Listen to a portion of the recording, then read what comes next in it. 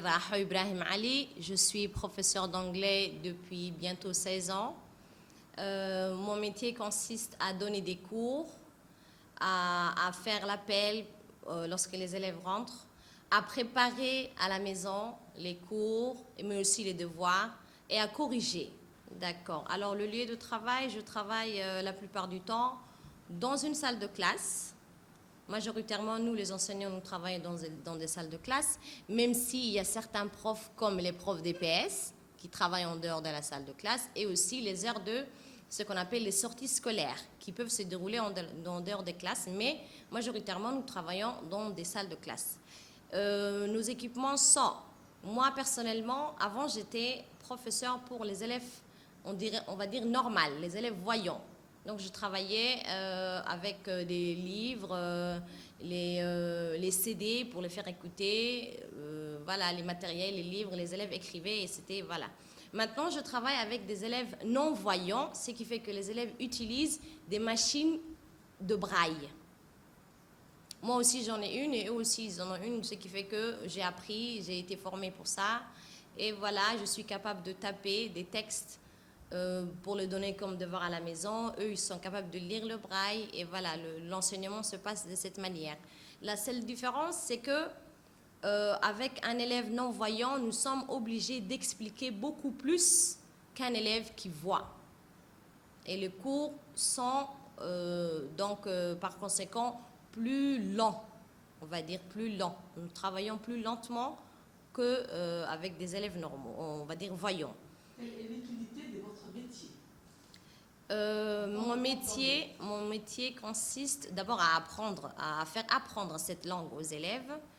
Et aussi, en règle générale, l'enseignement, c'est de savoir enseigner l'art de la vie et de la bonne conduite, mais aussi à guider les élèves, on va dire les élèves, à la maîtrise des connaissances pratiques de la vie. Ce qui fait qu'un enfant, lorsqu'il va à l'école, il apprend à bien se comporter, il apprend à des notions qui vont l'aider lorsqu'il va grandir et qui vont lui donner des clés pour chercher du travail dans sa vie future. Quels sont les avantages et les contraintes de votre métier? Les avantages. Alors, les avantages, mon métier, c'est surtout la relation qu'on a avec les élèves. Nous ne sommes pas à travailler tous les jours dans des bureaux où il y a à voir avec des PC, où c'est la monotonie. Non, nous travaillons avec des élèves. C'est la relation que nous avons avec les élèves. C'est de les voir grandir, de les voir évoluer, progresser, apprendre jour après jour. C'est une satisfaction pour nous. Et peut-être dans le futur, ça nous arrive des fois de rencontrer nos anciens élèves dans des lieux de travail. Et c'est un réel plaisir de les voir travailler et de les voir réussir dans leur vie. Les contraintes, on va dire, c'est un métier qui demande beaucoup d'engagement. L'enseignement, on doit être engagé, ça demande beaucoup d'énergie, de la patience. C'est un métier qui demande beaucoup d'organisation et de planification.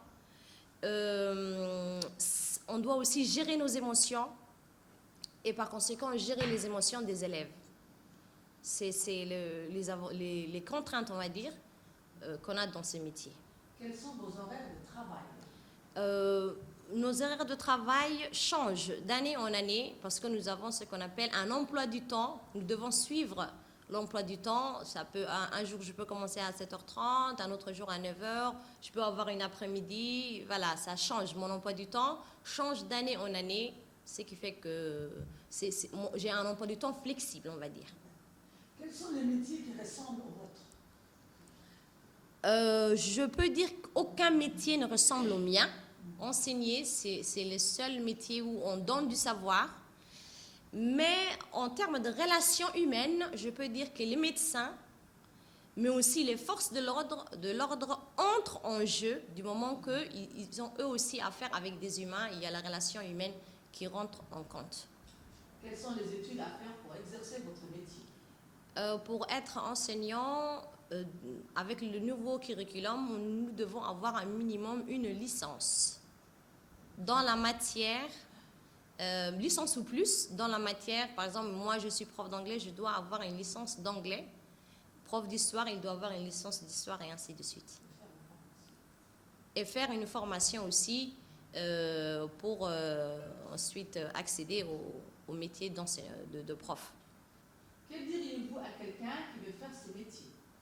Je dirais qu'il faut avoir beaucoup de patience, d'organisation et aussi aimer ce métier. Parce que lorsqu'on aime, de l'empathie, et aussi aimer le métier, parce que lorsqu'on aime, on a beaucoup plus de facilité à faire le métier.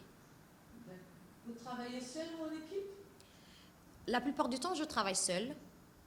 Mais lorsqu'il consiste, par exemple, à faire des devoirs communs, je travaille avec mes collègues pour la conception, la surveillance et la correction des devoirs communs. Mais aussi, lors des conseils de classe, je travaille non seulement avec mes collègues, mais aussi avec l'administration de l'établissement. Donc, je vais dire que 80% du temps, je travaille seule, et les 20%, je travaille avec soit mes collègues et l'administration. Quelles sont les évolutions possibles de votre métier? Je peux dire qu'en tant que prof, je peux évoluer. Par exemple, je peux travailler comme principale adjointe ou principale d'un établissement, soit décider de continuer mes études et peut-être enseigner à l'université. Donc, il y a beaucoup de choix. Je vous remercie.